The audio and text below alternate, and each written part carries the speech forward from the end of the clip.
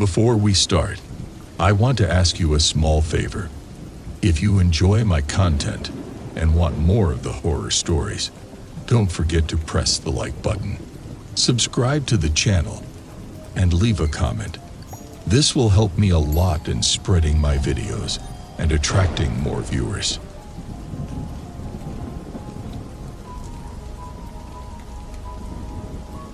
I lived with a friend of mine, who I'll refer to as Nick, in a small house for a few years during college.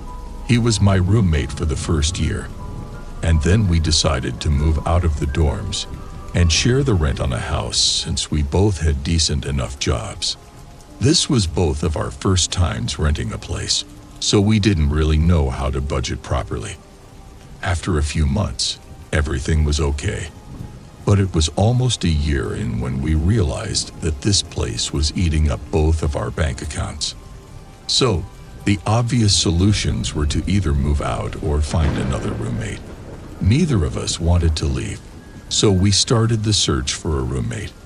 We started by asking all of our other friends, but none of them were interested.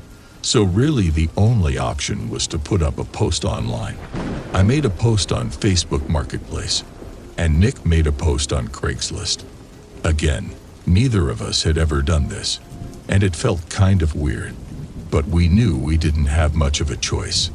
A few weeks went by with just a couple of responses, but none of them seriously considering moving in, before Nick showed me an email he got from someone named Sam replying to his Craigslist post.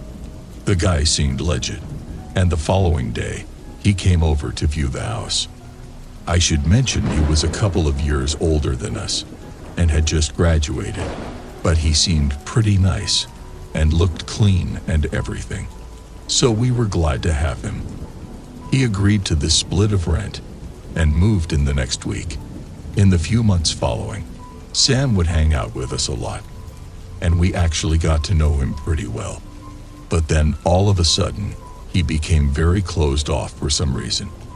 Nick and I would barely ever see the guy, and when we did, he wouldn't even talk. He would sit in his room for the most part with his door shut, and would only come out to get food or to go to work. It didn't bother me necessarily. I just found it a little strange. Anyways, it was around month 4 with him being there that things started to take a turn for the worst. I had just gotten home from work, and immediately as I walked through the door, Nick calls my name quietly from the living room. What's going on? He mentions that Sam was home, so to not talk too loud. Then he tells me about a strong smell he noticed when passing his room today. I told him I hadn't noticed it. He points down the hall towards Sam's room and tells me to quietly walk past and see if I notice. So I got up and made my way quietly down the hall towards Sam's door. I didn't even have to get very close to smell what he was talking about. It was awful and really disgusting. I had no idea what it was and had definitely never smelled it in the house before. Nick suggested we ask him what it was, and I agreed. We both went to his door trying not to breathe in too hard and knocked. Then knocked again and again, calling out to him. He didn't answer. Nick said he was sure that Sam was in there, but after a couple more minutes, we just gave up and figured we'd ask him tomorrow. It was already pretty late at this point, so we both made a quick dinner and then ate while watching TV in the living room, and then we both went to bed. The next day, I caught Sam on his way out of the house and asked him what the smell was last night. Oh, he quickly left and drove off. That answer didn't really make any sense to me, but I didn't want to press him too hard. I told Nick later that day, and he agreed that it was weird, but didn't know what else to do, so we left it at that. Another couple of weeks went by. Again, Sam barely talked to us, but the smell had gone away by now.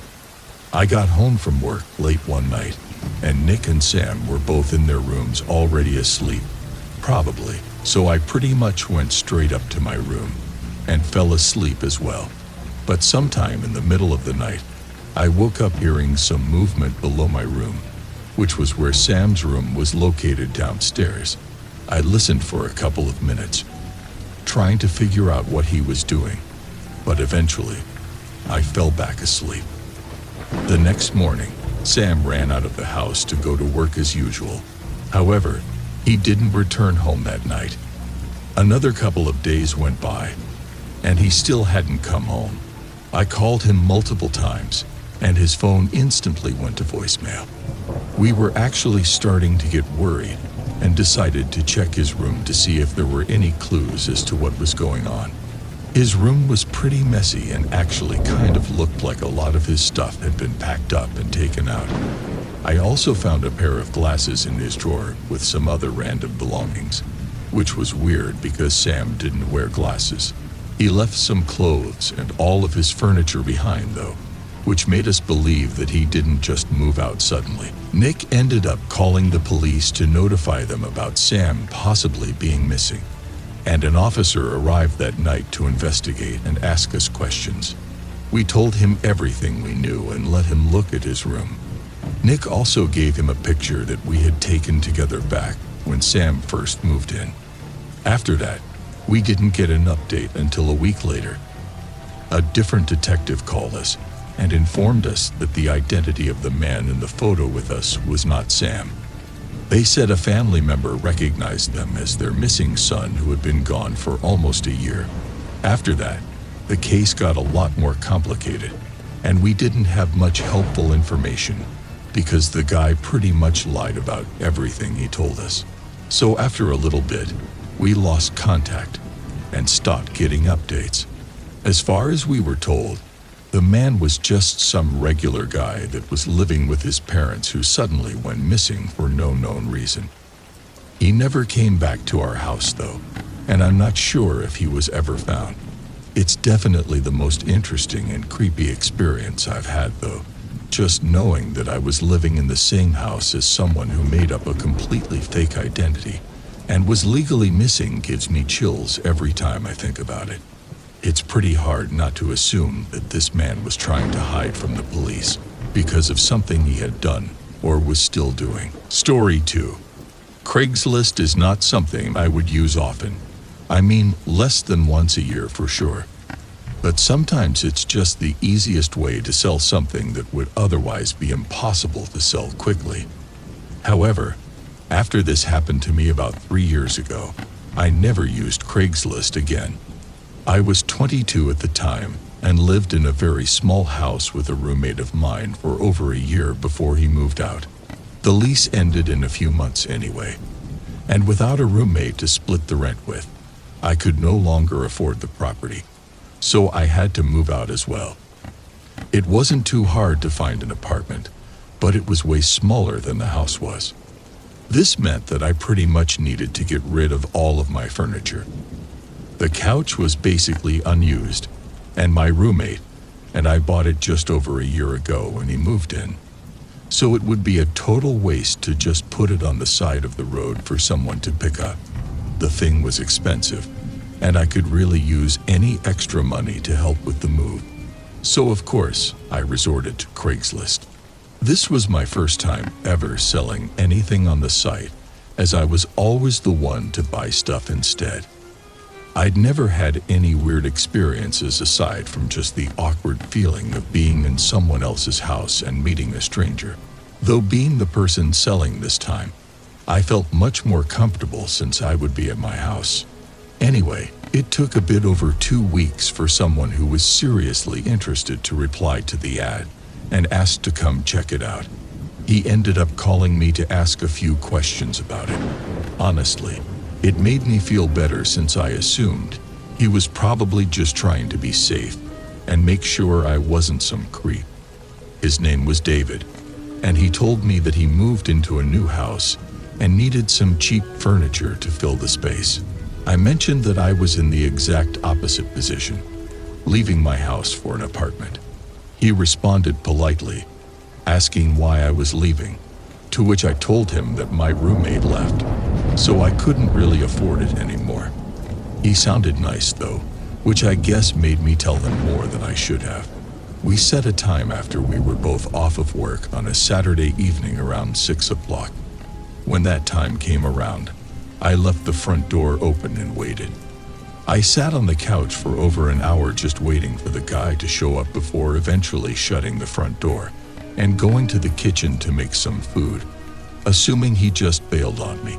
But then the doorbell rang only minutes later. It was 7:30 at this point, so I was obviously a little upset, but I tried to fake a smile and open the door. "I'm David," he said as he held his hand out for a handshake.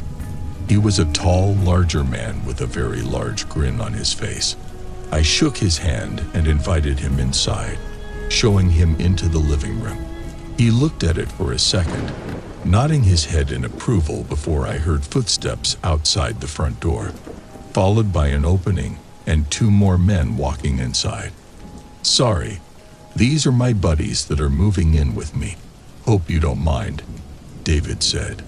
"Oh, yeah, that's fine," I said nervously, knowing that there wasn't much I could do about it.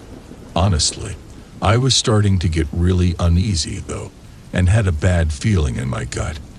I tried to not think about it, telling myself I was overthinking it, but my feelings would not suppress.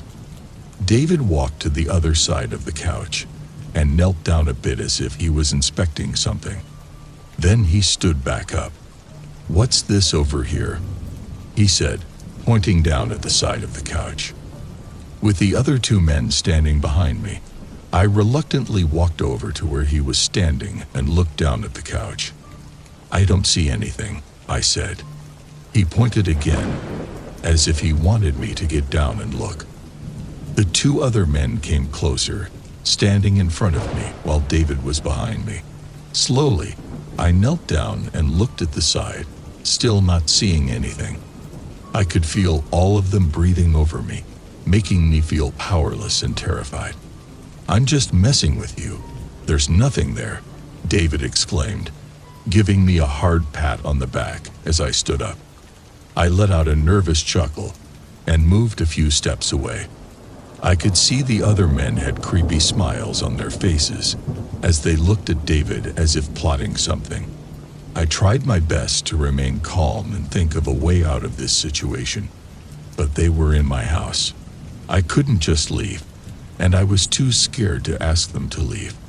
"So, do you like it?" I asked, trying to speed up this process. David looked at his friends and then back at me. His happy, smiling expression had shifted. There was a very odd moment of silence as I stared into David's empty eyes, a calm before the storm. One of the men tackled me to the ground, pinning me down aggressively. My instant reaction to resist was overpowered by his strength, and I gave up quickly, just hoping to not be any further harmed.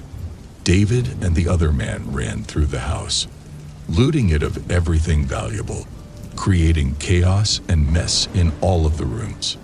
The man on top of me continued to hold me tightly, pushing my head into the hard wooden floor with all of his weight.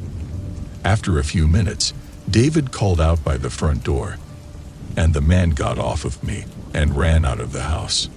I heard their truck pull out and speed off as I laid on the ground in shock, pain, and terror. After a couple of minutes, I gathered myself up and slowly stumbled to the front door to close and lock it. I called the cops soon after. To no one's surprise, David wasn't his real name, nor was the email or phone number attached to any identifiable person. They collected some fingerprints around the house and took pictures of their shoe prints on the ground, but the case ran cold with no suspects at all. The only thing they were able to identify was that the shoe prints left at my house were the same as ones left at someone else's house a few weeks ago during a similar attack and robbery.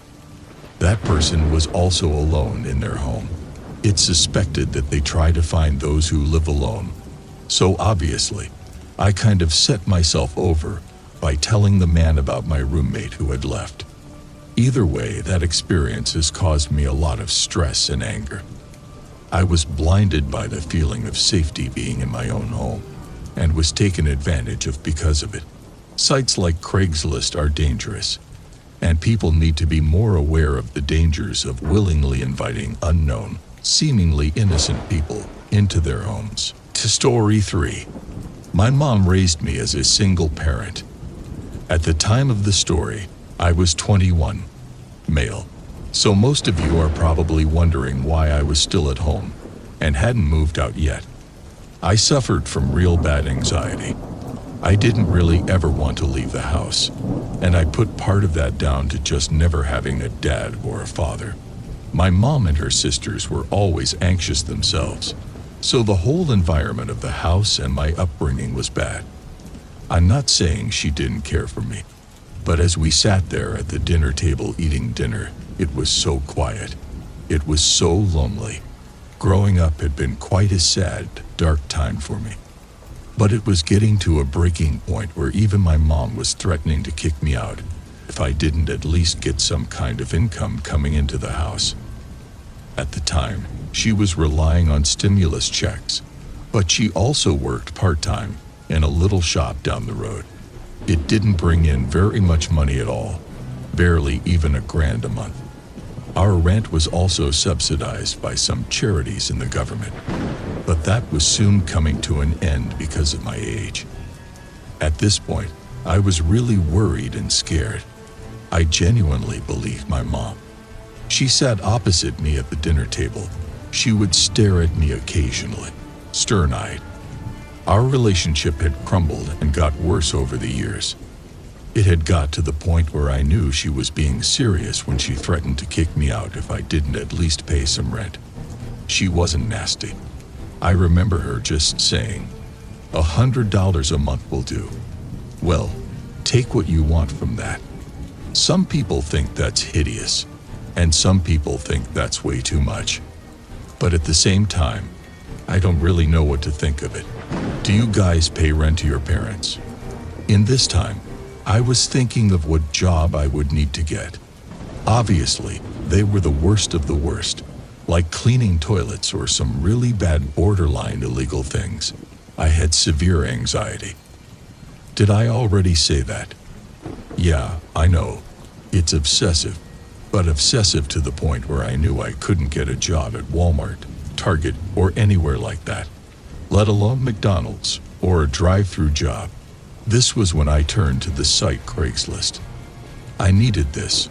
The site offered jobs, personal jobs, and private jobs, jobs that you could do for people that would just then get you cash. These were jobs that weren't official jobs, and no doubt if my mom found out that I got a job off this site, she would probably kick me out anyway, even if it paid well. I was looking through the job advert section, and there were lots of things that were connected to companies. I don't know why, but a lot of companies had started advertising on that site. I'm guessing they'd had quite a bit of success advertising their jobs through it. Why else would they be there? I came across one advert which seemed so simple and almost so perfect for my scenario and personality. The job listing described that they needed someone to empty bins. Yep, that's right, just empty bins. The point was you were to be a bin man and go around collecting charitable donations, clothes, and shoes, and then also waste and recycling products. This was around a 6-hour shift every evening, from 6 p.m. until midnight. Damn, my eyes lit up. I remember seeing this ad, sat on my bed with my laptop on my lap, thinking I've hit the jackpot. Not only did you need a driver's license, which I had, but the job was to be done alone without any colleagues or fellow employees, meaning that the only thing I had to talk to was bins. Lol. Well, I immediately inquired about this ad because I knew this was the job for me. The pay was very good as well, and so it should be. It was every day, 7 days a week, for 6 hours. I consider that a full-time job, even though it wasn't quite the 8 hours. It meant there was no weekend for me. I was willing to do it though. I'd be able to save a lot of money, maybe get myself a nice place. Mama had done a lot for me. She bought me my first car and raised me, basically, paid me to live until 21 years old rent-free. I didn't even buy my own food or cook anything.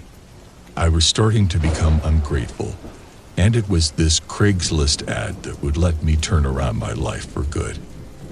Around 3 days passed of me inquiring about the ad.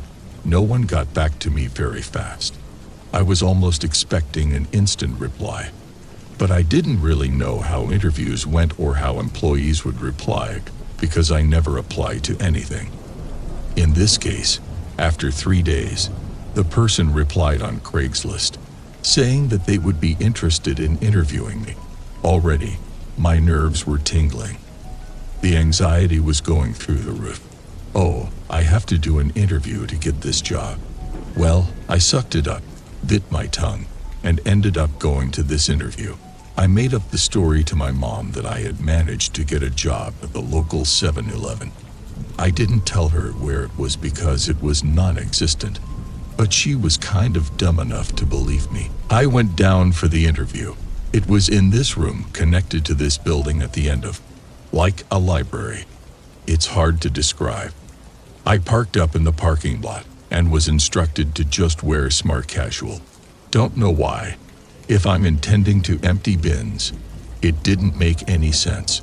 I walked up to the double entrance doors and walked through. They were sensors, so the second I stepped near them, they opened for me. Inside was a lady at a front desk. This interview was due to take place at 9 p.m., she said. She asked my name, and I wrote it down.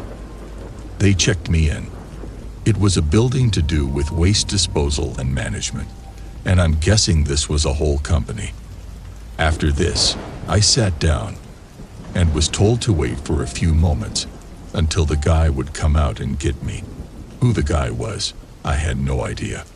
After around 5 minutes of being sat there, someone walks through a side door. It's a bald man who looks to be in his 50s. He had glasses on and a white shirt.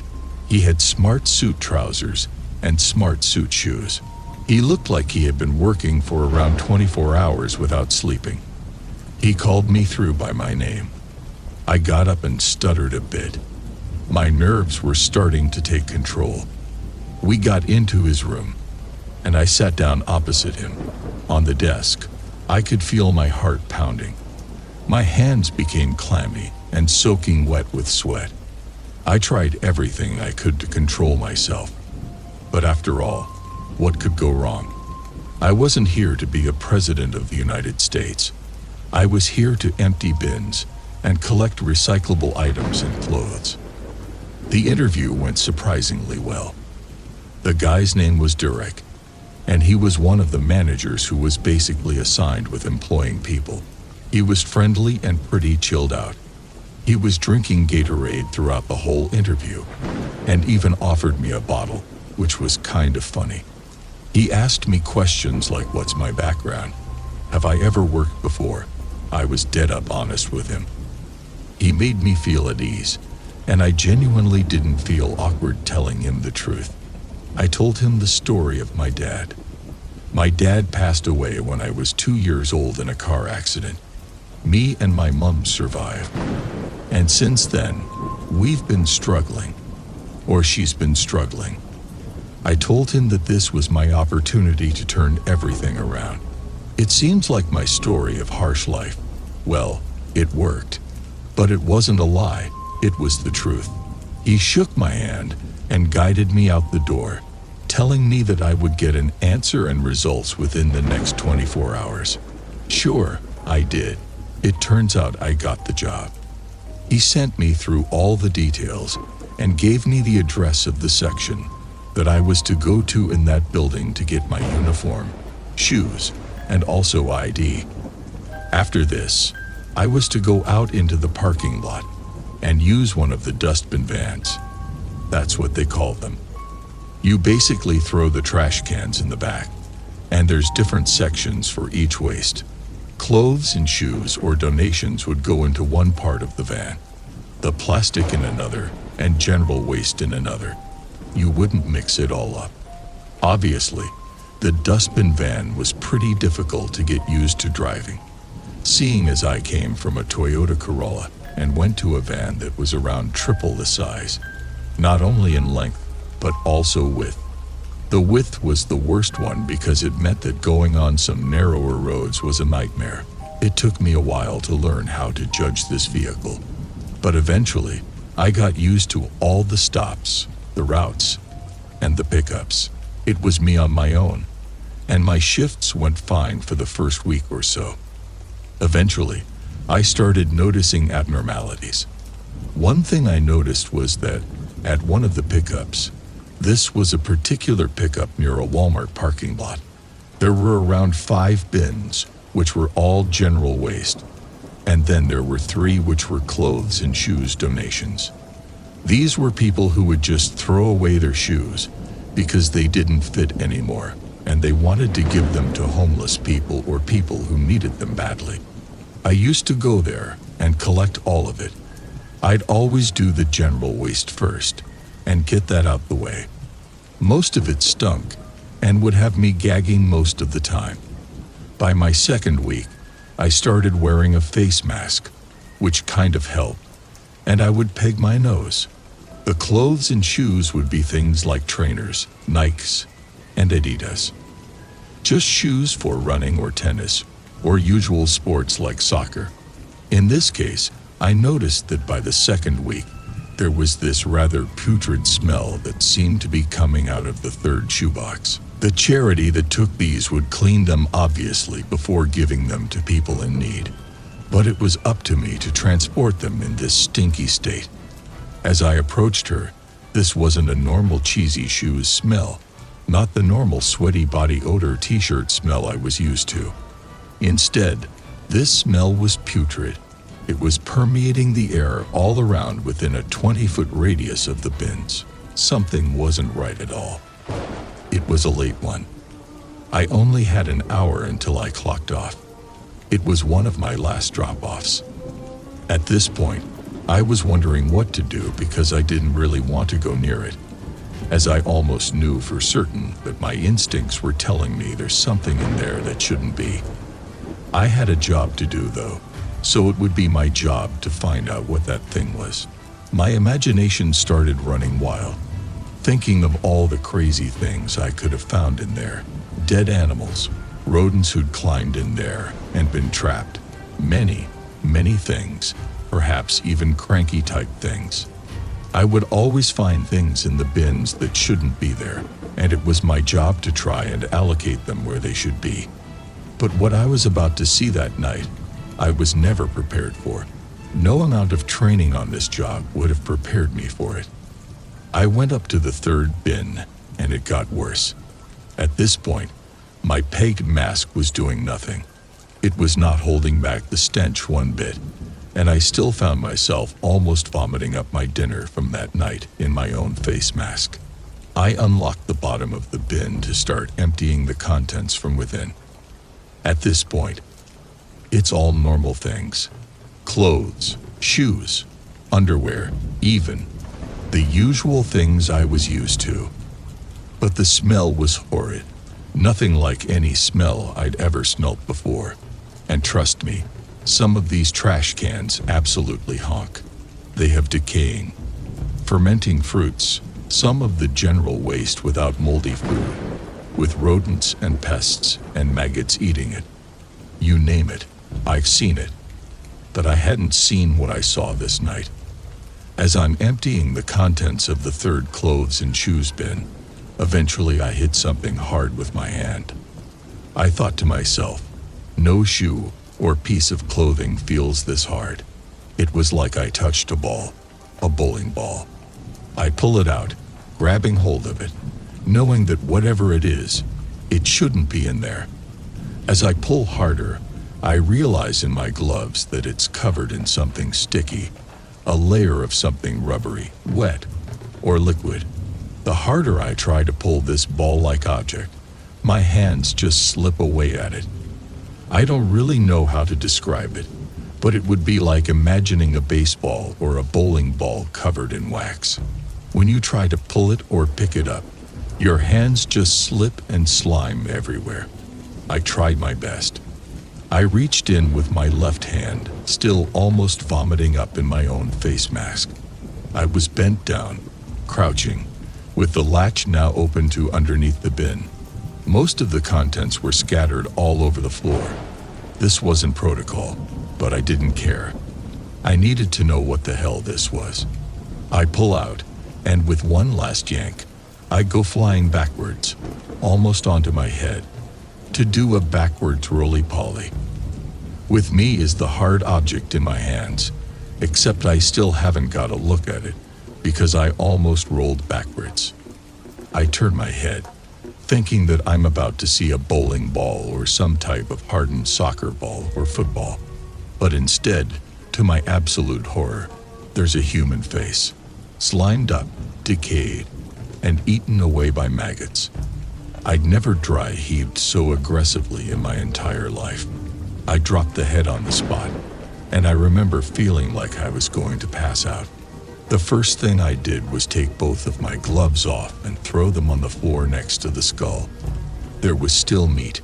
There were still eyeballs and a nose. Just recognizable, covered in mold and slime and goo. It was revolting. After throwing my surgical gloves back onto the ground, I ran back to the van, grabbed a phone, and dialed my manager's number. I was too dumb to even think of dialing 911. When I eventually got through to him, he was at home. He answered his mobile, and I could hear his kids in the background. After this, I explained the situation and sent him a photo on WhatsApp. He didn't believe me when I told him and thought I was joking. He even let out a few laughs and smirks. At this point, he went silent. I could hear that he had opened the picture on the app. After the silence, he just says to me, "Dial 911 now and give them your location." Then the phone hangs up. What the heck? Does he not want to help anymore? He's my manager after all. When the police turned up around 10 minutes later after I dialed them, they found out that this was a match of a missing person. Someone who had been missing for over a whole year. There were no other body parts found, just a head. That was it. And it was me who found it. For those of you wondering if I still work this job, the answer is obviously no. I quit this job, but one thing it taught me is that I have to get over my anxiety. I have to. Otherwise, if I ever go back to this job, then I may find other things that I don't want to ever find. I still get flashbacks of holding that skull in my hands. It was disgusting to think that there's humans out there that would do this to people. It really is. There were no traces or DNA anywhere. The only DNA they could find is that of my own, even though I had surgical gloves on. It must have been from when I was rubbing my face or hair or eyes before I found a skull with my gloves on. Other than that, the investigation proved useless. I was in the police station for around 4 days out of the 7 for 2 weeks. It was a nightmare.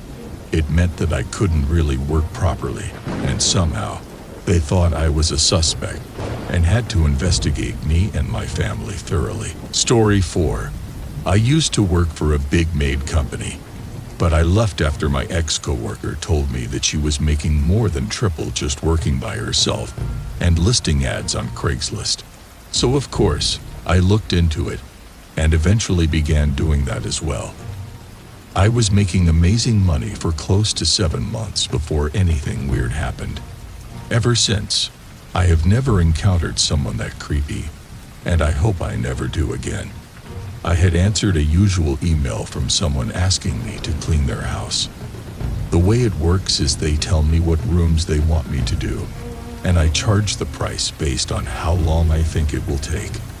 To do this, I have to go to their house to make an estimate, or they can send me a video walkthrough. This is the way we did it at my old company, except I charge a much better price, and people feel more comfortable with the same person coming over every week. The man had sent me a video walkthrough of his house, and it was very clean already, which happens with a lot of clients who just want to maintain that cleanliness and have someone get the nitty-gritties. We set a date and time, and a few days later, I went for the first time clean. I was going to be there for about 3.5 hours, doing the top and bottom floor, no basement, and giving extra care to the kitchen and bathroom tiles. He greeted me at the door and led me upstairs so I can work my way down. And this is where everything went to. I began cleaning, expecting him to leave, but he kind of just stands there, watching me, which I sometimes have happened with older women who are control freaks. But this guy wasn't looking at what I was cleaning. He was eyeing me. I asked him if he wants me to do anything else, and he just stands there for a second. "You know, when I saw your ad on Craigslist, I knew I had to have you," he said. At first, I didn't think of this in any kind of flirty way.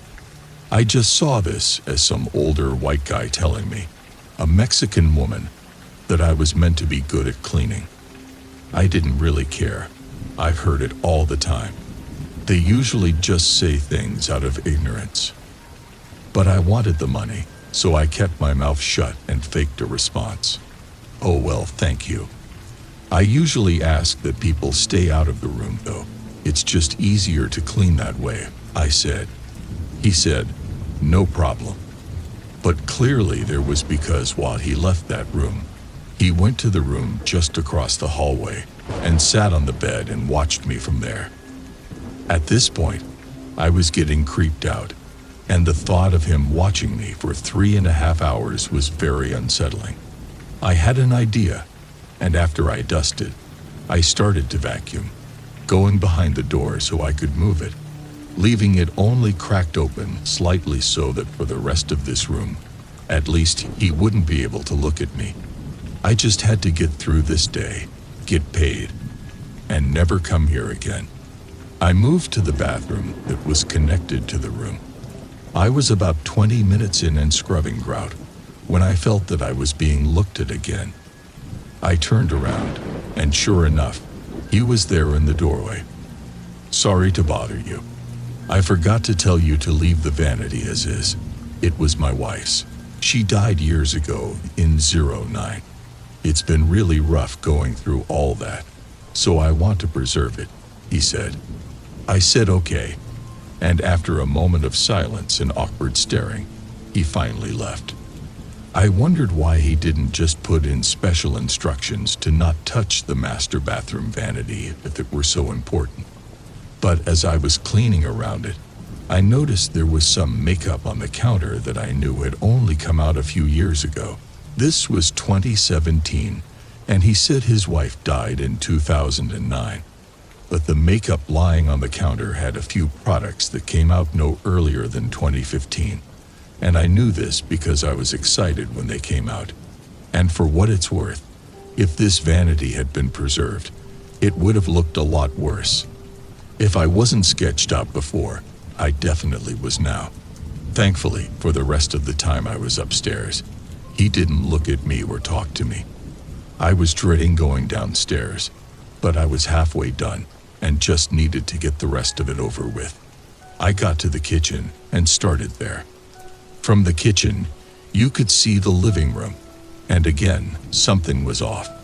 This guy had 0 pictures hanging up. I've cleaned so many homes, hundreds at this point, and I've never seen a house with no pictures. Even people that lived alone had at least holiday cards of other people's families on their fridge. I don't know why it freaked me out so much, but it did. And right when I decided I was just gonna do the rest really fast and cut some of the cost for him, he appeared in the archway and asked if I could do him a favor. I hesitantly asked what, to which he said he knows it specifically says no basement, but he forgot he's having guests over next week, and that was where the pool table and everything was, and he just wants it quickly vacuumed. I told him I was on a really tight schedule and wasn't sure if I could do it today, but maybe next time. He then said I could skip the dining room because it's never in use and just do the basement floors instead. I responded, explaining that I could come back tomorrow and do the whole basement instead of just the floors if he wanted, just trying to push it off a little bit. But this was when his whole demeanor changed. He started to get really weird and said that he just wants the floor done, and he couldn't understand why I wouldn't just do it today. He went on to say that he and his wife really needed the floors done down there. His wife, the one that had died years ago. That was the moment I realized that this guy was clearly trying to do something horrible, but I didn't know what. I told him if I have time, I will. Well, can I just show you what needs to get done down there? It won't take long, just really quick, he said. Knowing he wasn't going to stop, I pretended to get a phone call, so I went to the other room. I then called my friend to explain what was happening. He was still watching me carefully, so I spoke in Spanish, praying he didn't know any. She agreed to drive to this address and make sure when I left he didn't try to follow me or worse. I got off the phone and told him that I had a family emergency and I could come back tomorrow to finish everything, which was obviously a lie. He looked at me with the coldest look on his face and replied, "Don't bother." Then he walked upstairs while I gathered my things. I knew I wasn't going to get paid, but at this point, I just felt lucky to leave.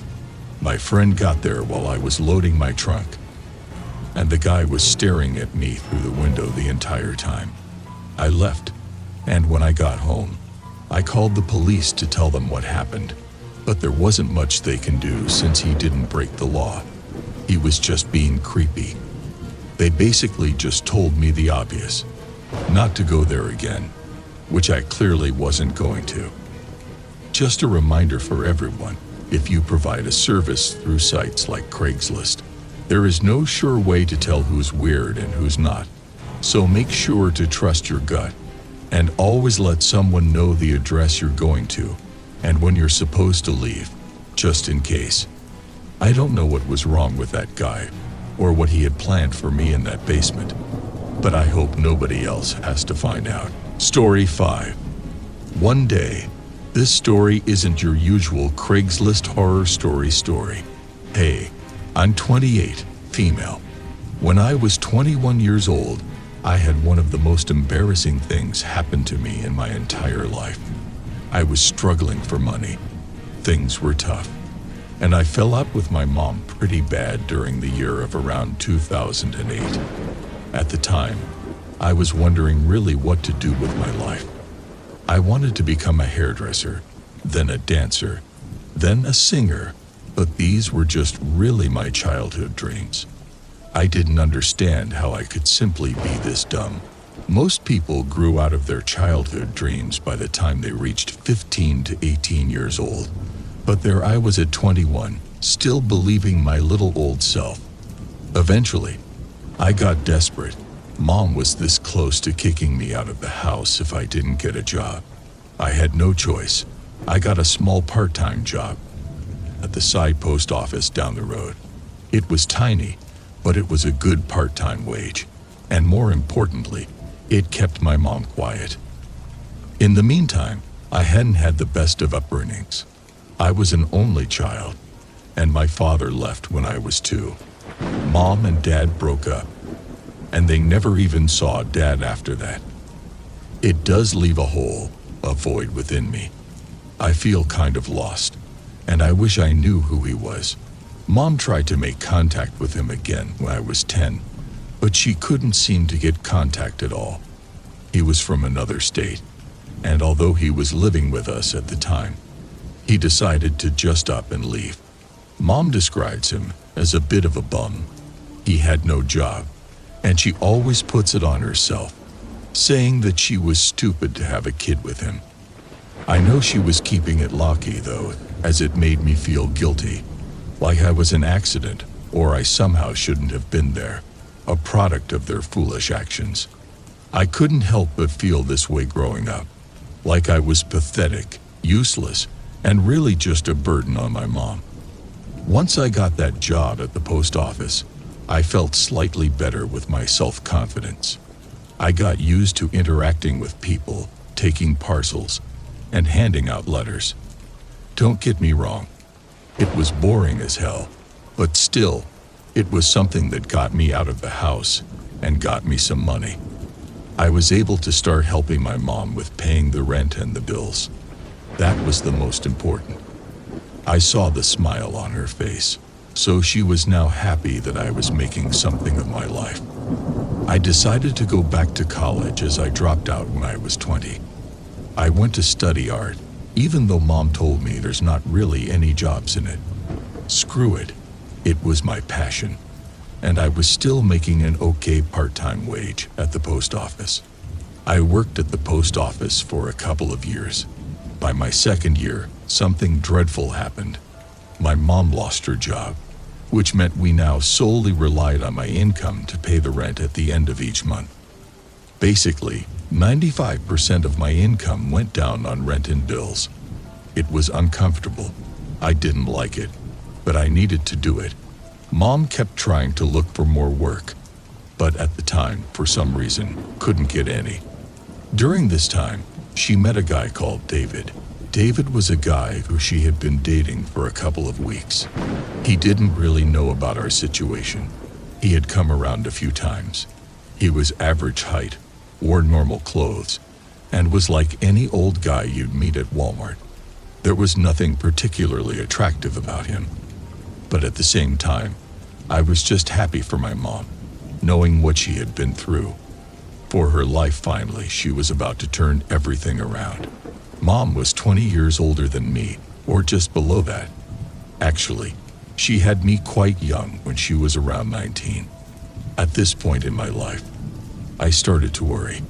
If I didn't keep my job at the post office, we would have to move house as we wouldn't be able to afford the rent. That's my biggest nightmare, and that's when I started to get desperate.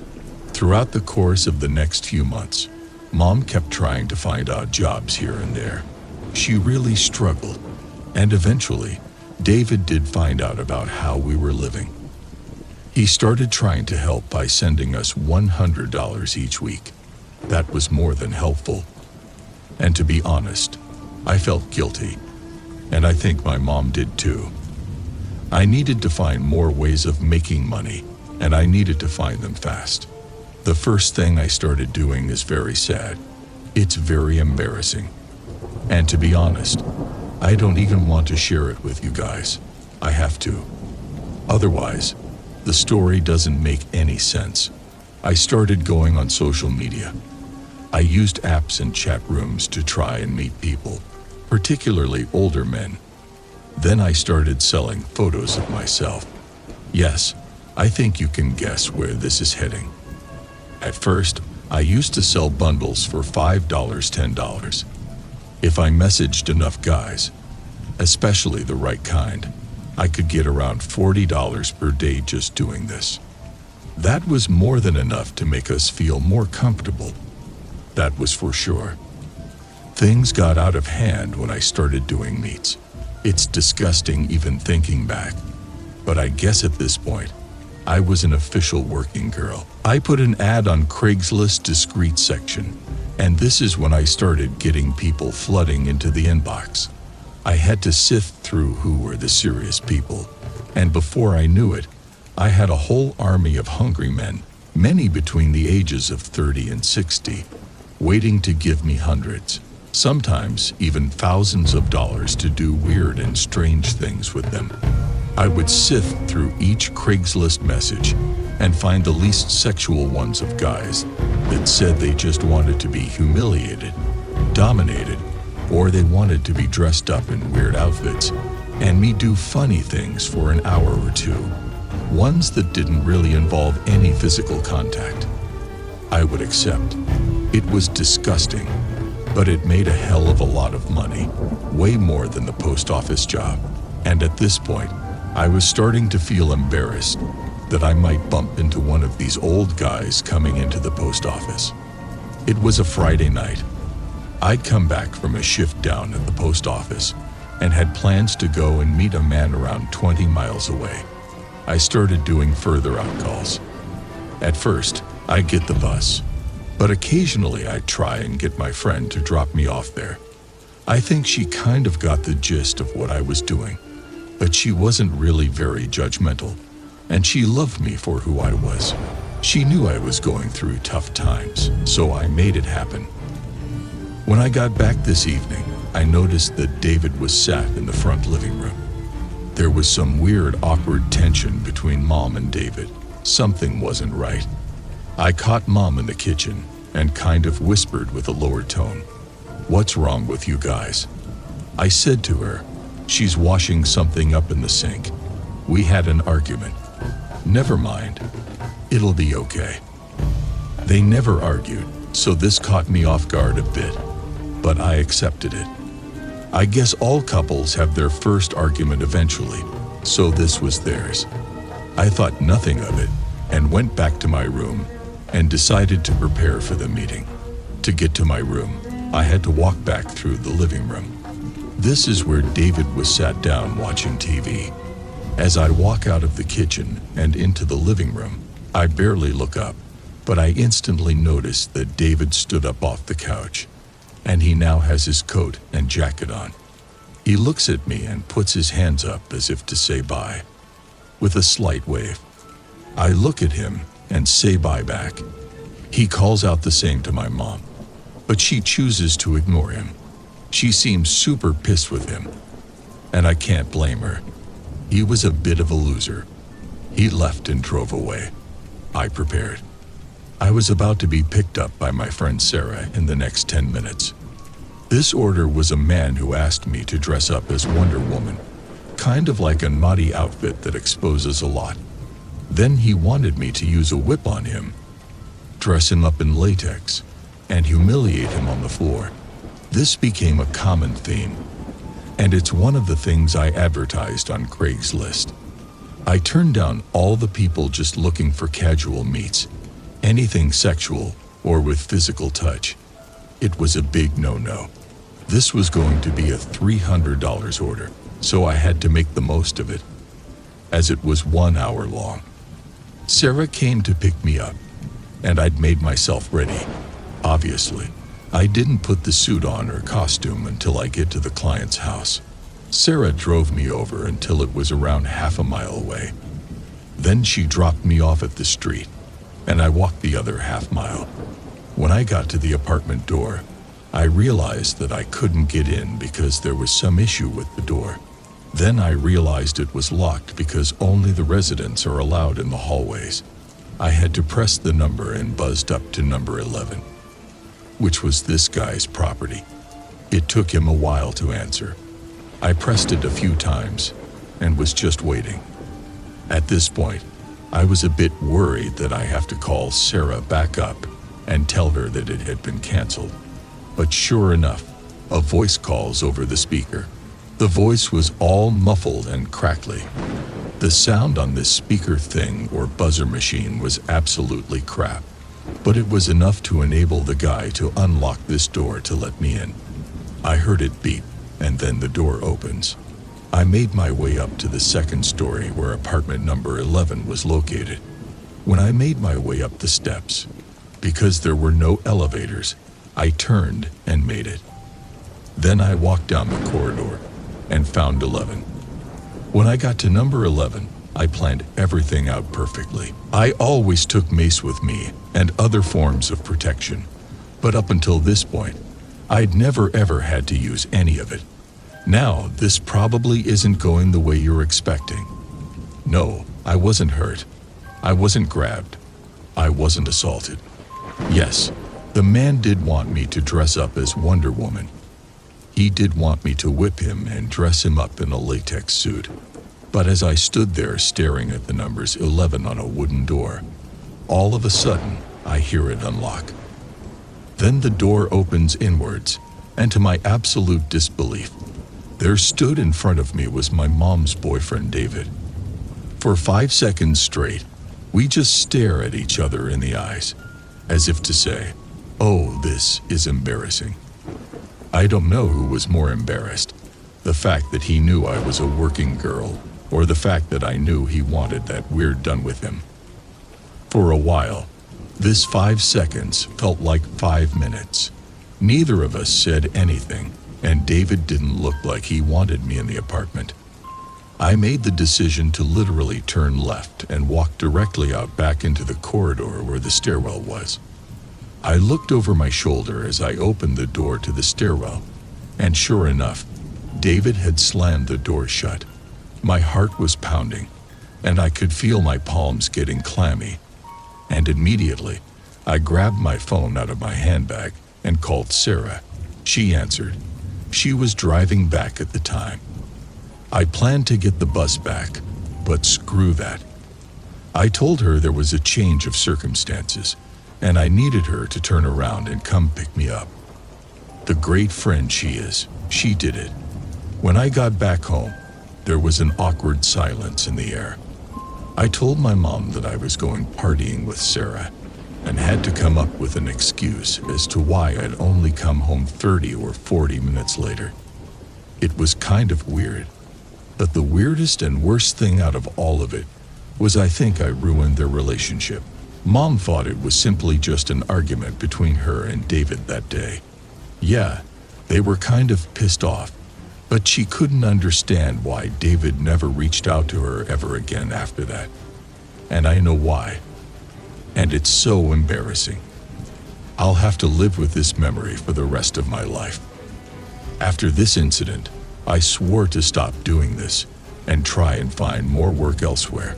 David's $100 per week stopped, obviously. And after this, I was getting so anxious with money. I'd never found a more comfortable way to make money, and it was starting to worry me. I went back to college and started studying finance and accounting. 3 years later, I got a full-time job paying 6 figures. It turned out that it worked okay. I didn't need to sell myself and go through humiliation just to then try and get some money to help my mom. On top of this, I managed to help my mom retire early because I had such a good, healthy salary. Sometimes you just got to do what you got to do. But I'll never forget those 5 seconds I stared directly into David's eyes and thought, wow, this is story 6.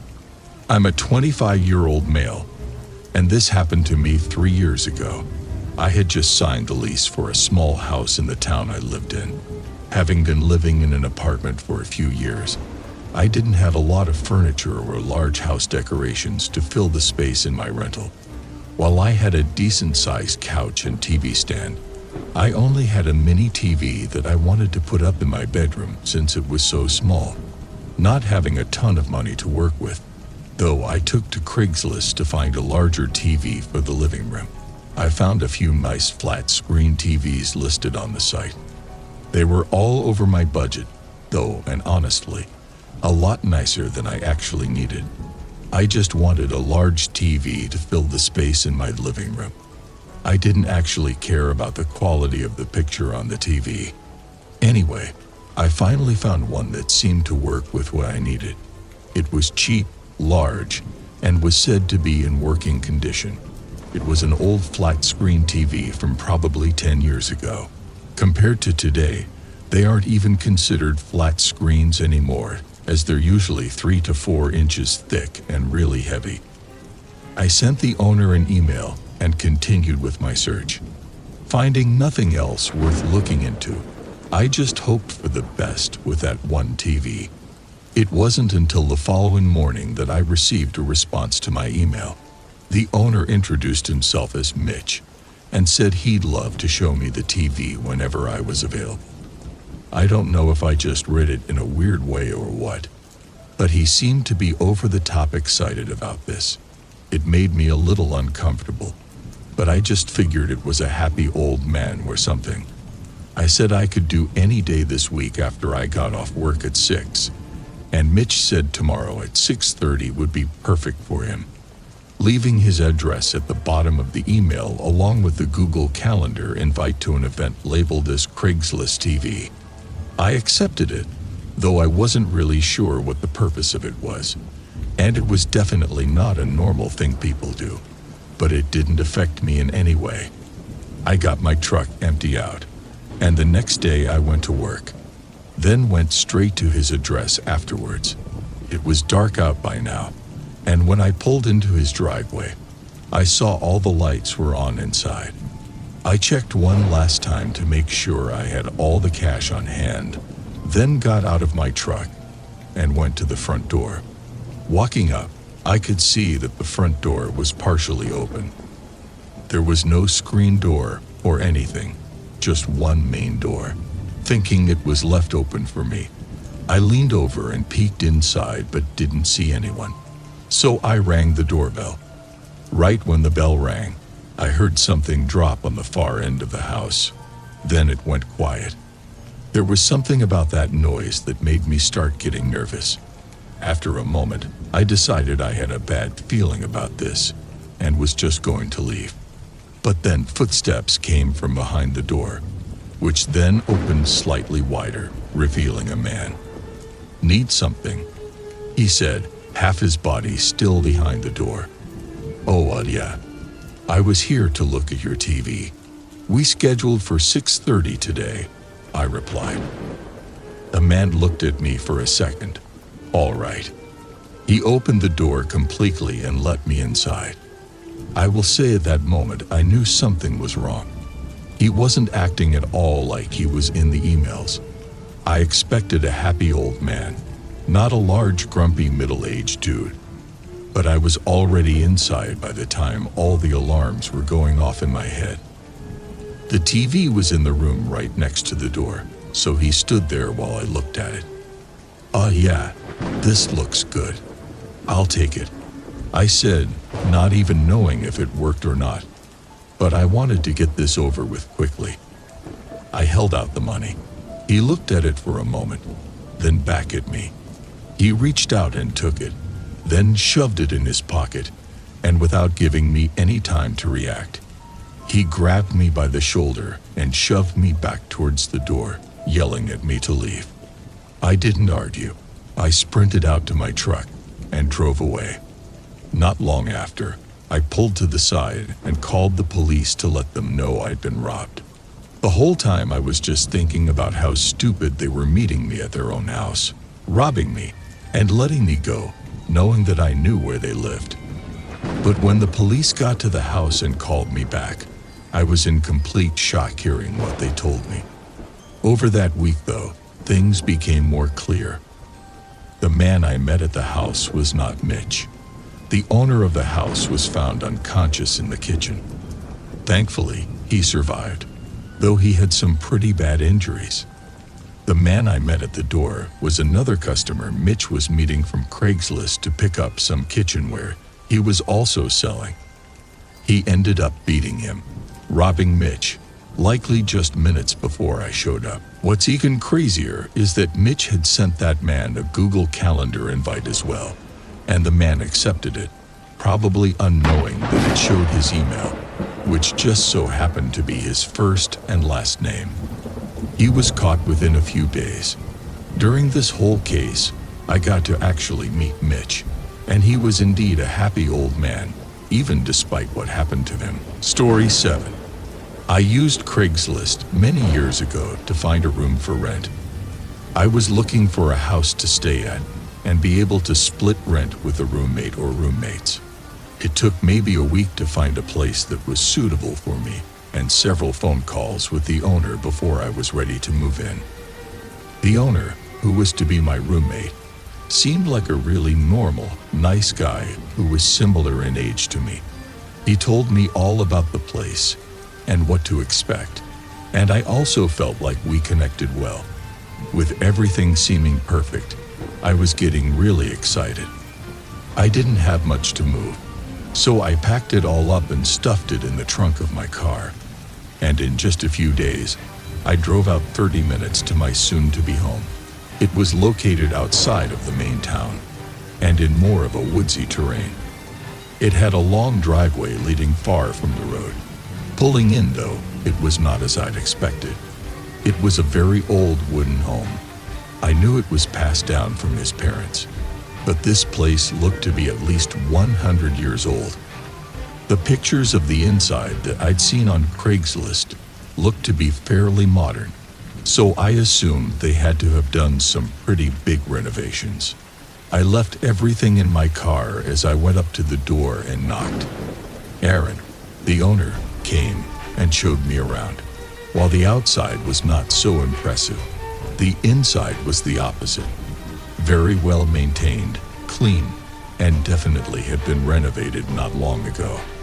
I was really happy with everything and moved my things in that night. Several days went by with no issues. It didn't even feel like I'd found this place on Craigslist. It felt like I was just living with a friend. Aaron worked in town though, so he was gone most of the time.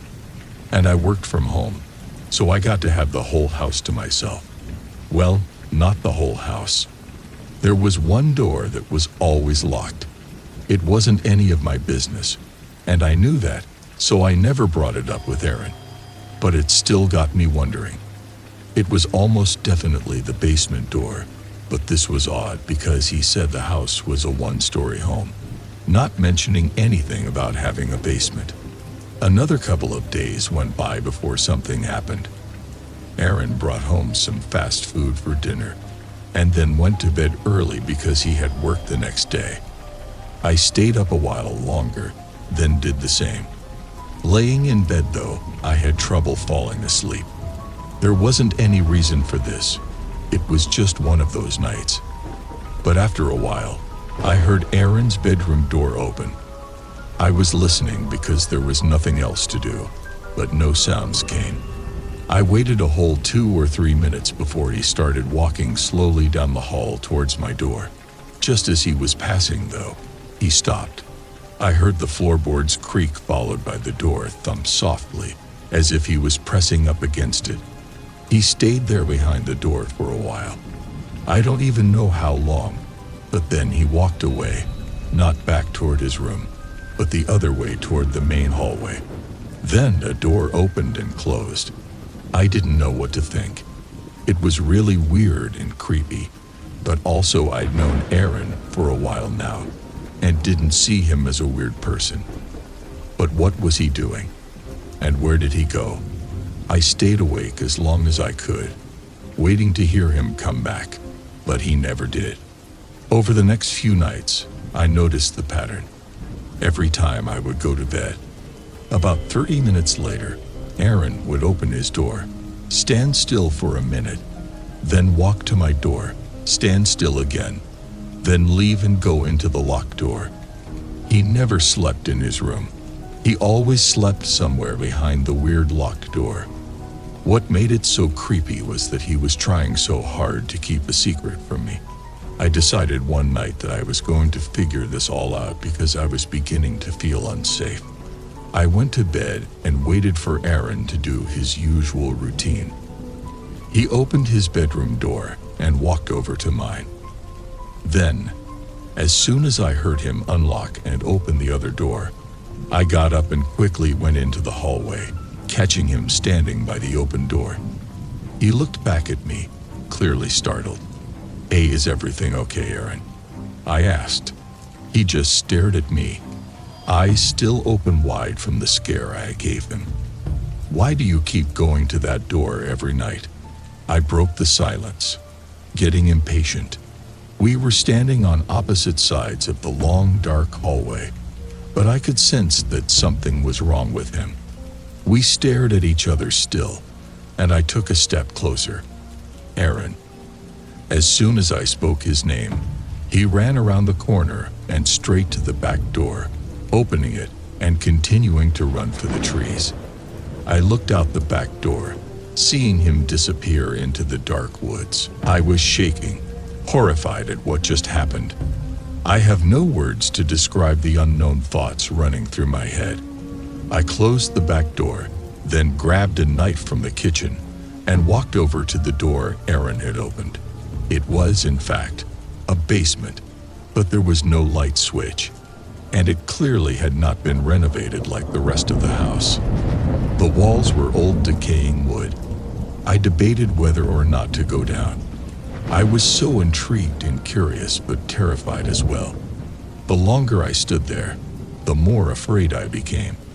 I turned and ran back to my room, packed everything I could into 2 suitcases, stuffed them in my car, and drove away, never looking back. I never talked to Aaron again, and he never tried to contact me either. I didn't know what was going on with him or what he was doing in that house, but I didn't want to be involved.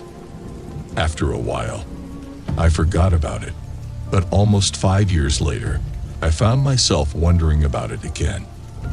I looked up the house online and found some strange things.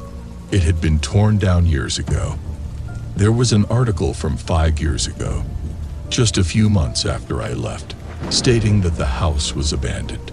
To me, this meant that when Aaron ran away that night, he never came back. I kept reading, and it stated that the house was torn down due to what they described as criminal findings. It didn't go into any more detail about what those criminal findings were. This really had me shaken up for a few weeks. Things like this probably wouldn't happen nowadays, but you can never be too careful. Since leaving college and then going straight into an office job, stuck behind a computer all day, I'd slowly been putting the pounds on over the last 3 years. Also, going out with my friends twice a week, drinking just helped pile on the calories. Then there were takeaway meals twice a week, also adding to the problem. However, the real wake-up call came one Saturday afternoon. I was just coming out of the local Walmart store, headed towards my car in the parking lot. All of a sudden, I noticed a guy stealing a lady's bag. The lady was on the floor, screaming for her life. The man snatched her handbag and then ran across the parking lot. I didn't really know what to do. I was one of the only witnesses and anyone near anything that just happened. So I set off, trying to run as fast as I could after him across the parking lot.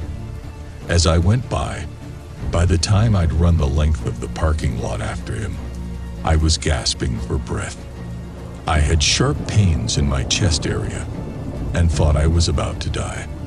I think you get the idea that I also didn't keep up with him either and almost killed myself in the process.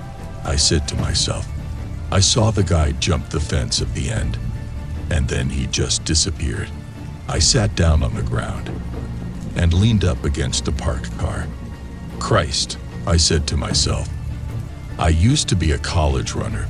This was so pathetic. Little did I know, but a member of the public had phoned 911 already, thinking that I was having a heart attack, as well as obviously the guy who had stolen the bag. When they arrived on the scene, I was embarrassed, but still struggling to catch my breath. I remembered just being sat up against the vehicle for around 15 minutes, gasping for air. I'm guessing if any normal person saw that, they would literally think someone was dying or having a heart attack. And I was used to it. We'd always do this after finishing our college races, except I could run miles in 4 minutes and 30 seconds, not 4 hours and 30 minutes. The medics ran a few tests on me in the parking lot. Then after they decided not to take me in, they told me to make an appointment with my doctor.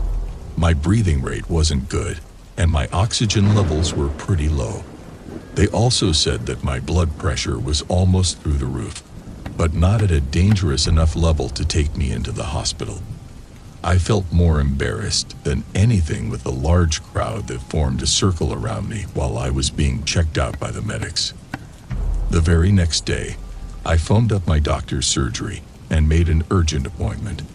I managed to get an appointment for the following tea time. I explained what the paramedics had said, and the doctor checked me over and also took my blood pressure too.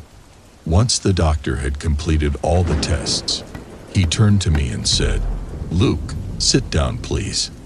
He then went on to tell me that I had dangerously high blood pressure, my lung test had come out as weak, and I was heavily overweight for my age. It was just certainly adding to my problems. "You need to cut down on your eating.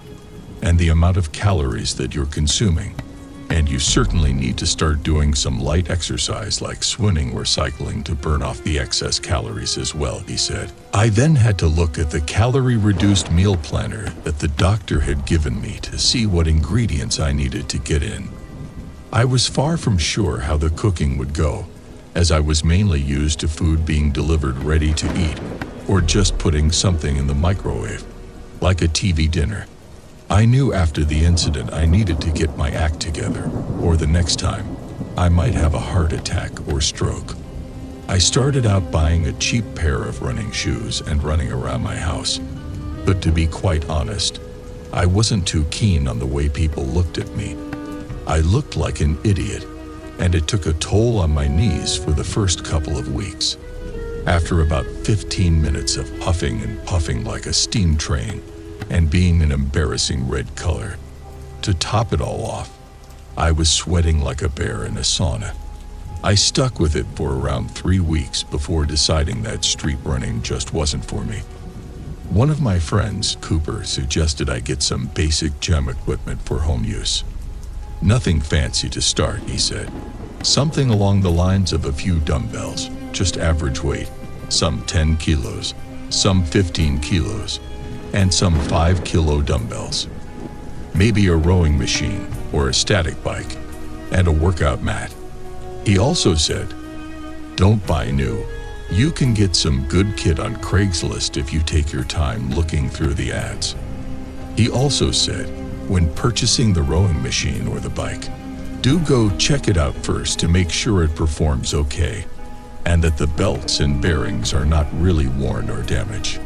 I took his advice on board and started looking on Craigslist in the evenings after I got home from work. I also decided that I would clear my garage of all the junk it had in it and park the car on the drive so that I could turn it into a sort of makeshift gym. Clearing the garage took longer than I expected, as I'd even more stuff than I thought.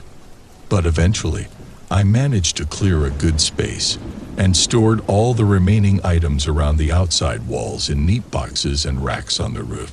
I put up shelves for the rest. I had been looking for about 3 evenings when I came across an advert advertising mixed gym equipment for sale. It listed quite a lot of items, and amongst those were some dumbbells, a static bike, and also a rowing machine. The ad also said that it would be prepared to split the items if required, so I could buy just one thing rather than all of them together. The price to be negotiated at the time was stated on the ad. As this was the first advert I'd seen offering all the items I needed in one place, I decided to give the seller a call to arrange to see the items and if I could negotiate a price. The guy was called Will, and he said that I could come around the next day at 5 p.m. He gave me the address. It was just outside the town of Boulder in Colorado. I told him my name was Luke. I calculated that it was approximately 1 hour from me, so I set off at 3:30 p.m. I arrived at 4:50 p.m. I checked the address and house number, and sure enough, the number was right. The house had a large front garden, and the house was set back in a long straight drive. I pulled in and drove up to the front. Excited for a new chapter in my life, Will was about to be a part of that chapter, a piece in the puzzle for me getting ripped six-pack abs and huge muscles. I waited, expecting Will to answer within at least a few moments, but there was no answer. This time, I decided to knock because I had not heard the bell ring from inside. All of a sudden, after knocking, I heard the door being unlocked, then opened. A small figure of a man stood inside. "Yes, can I help you?" he said. I introduced myself, telling him that I'd arranged to come and see the gym equipment. He sighed and then said, "Ah, yes, I'm Will. Please follow me." I stepped over the threshold to his property, and he closed the door. Then, I jumped out of my skin as I heard a series of large bangs coming from upstairs, and then 2 screeches. Will didn't seem to bat an eyelid at the noises, and just kept walking. While walking, he said to me, "Sorry about all the racket. She'll calm down in a minute. She just doesn't like it when anybody comes around." Then there was another series of crashes and screams. Will went on to say as we passed through the kitchen, "Well, you see, unfortunately, my mother has had a series of serious health problems. She had a stroke about a year ago, and now I look after her at home. But the stroke altered her personality, and she has times of rage and violent outbursts. The hospital said that she would be in a home or should be, but I would be able to take care of her. I told them no, I would do it myself at home. But to be honest with you, I think I'm going to have to consider the home option, as she seems to be getting worse." "I'm sorry to hear that," I said. I looked at him and could see that the back of his neck had a large bruised area, which was all the colors of the rainbow. I wondered perhaps if she may have been the one to do that. We stepped out into the backyard and went into a large outhouse, kind of like an oversized shed. Inside was a gym, a full gym.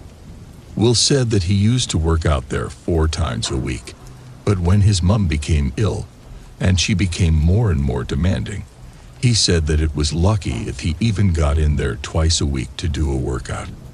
He showed me through some of the items. They all looked pretty decent, and nothing looked broken nor rusty. I tried out the rowing and bike machines, and they were all smooth. The weights looked good too. Eventually, we agreed on a price, and I paid in cash. He said, "Over there in the corner is a little pump truck. If you put the items on there, it should take a couple of trips to get them to your car out front." All of a sudden, there were sounds of more banging and also screaming. This time it sounded like breaking wood, followed by the smashing sounds of glass. Will looked worried. "Sorry, Luke," he said. "I'm going to have to go and deal with this. Please just leave the pump truck at the back here when you leave, okay?" I nodded. "Okay," and he left. So there I was, stood in his shed now with the job of transporting the equipment to my car and getting it in the trunk.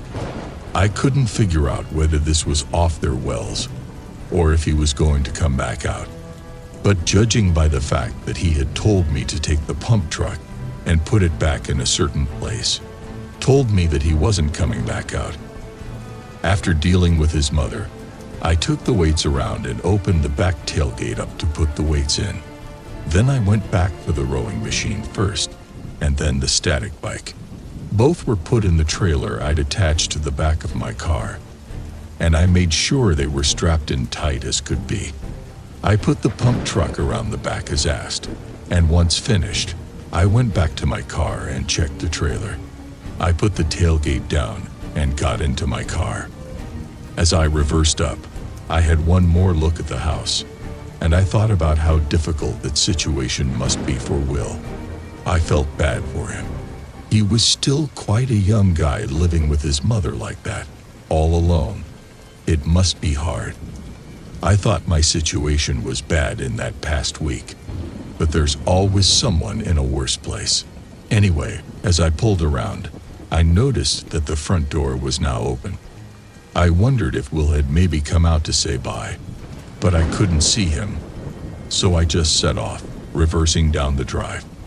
I'd been driving home for around 10 minutes when I started to notice a strong smell of urine in the car. I was just sniffing in the car like an idiot for around a few minutes. I looked down. Nope, I hadn't had an accident. I just kept sniffing while driving along the road, thinking perhaps that the smell was coming from out in the forest past where I was driving by. But it wasn't going, and even when I opened the windows, the smell wasn't being drafted out. I tried to follow the scent with my nose while also paying attention to the road at the same time. I found myself turning my head to sniff in the back seats. It hit me. The potent smell was coming from behind there. In a split second, I'm about to look back on the road ahead when a lady's head pops up from behind the seats. A wrinkly-faced, gray-haired crazy woman who looked absolutely psychotic was just smiling at me. She had no teeth, nothing but gums. I screamed, and it felt like my heart left my chest. I almost had another heart attack within the space of 1 week. I slammed the brakes on and just stared at her in the mirror. She too looked back in the mirror. Our eyes met, and I don't think I've been this terrified in a long time. Yes, that's right. Terrified as a 90-year-old, 5'1" old lady. She was creepy. I turned around almost instantly, knowing this was Will's mother. So that's what I did. It was Eva, Will's mother or his grandmother. I have no idea. But that's what I did.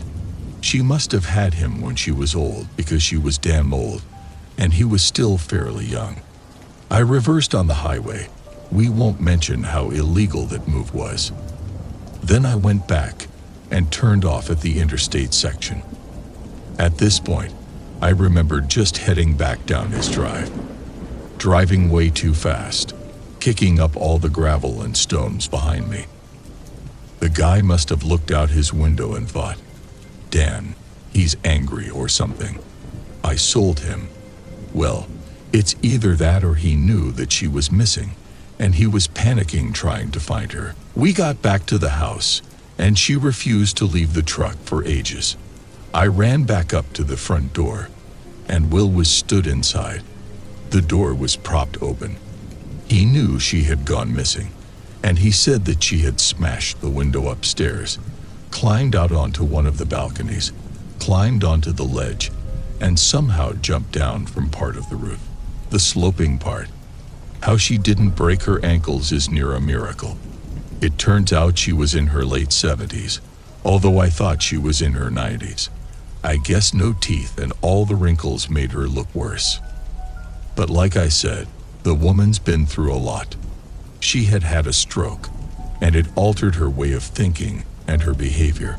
Just when Will couldn't have gone for any more, he now had to pay for a smashed-up window. When I met him back at the house, we had to basically pull her out of the vehicle. She was kicking, screaming, and going nuts, but she wasn't very strong because of her age, and her size made it easier to carry her in. I carried her by the ankles, and Will carried her by her, well, shoulders. There we were, walking her back into the house. We took her back upstairs, and he locked her in a room with a padlock on. Everything felt so wrong and bad, but at the same time, if she does stuff like this, how the hell are you supposed to stop her escaping? This was bizarre yet creepy at the same time. An encounter I wanted to share with you guys. See you.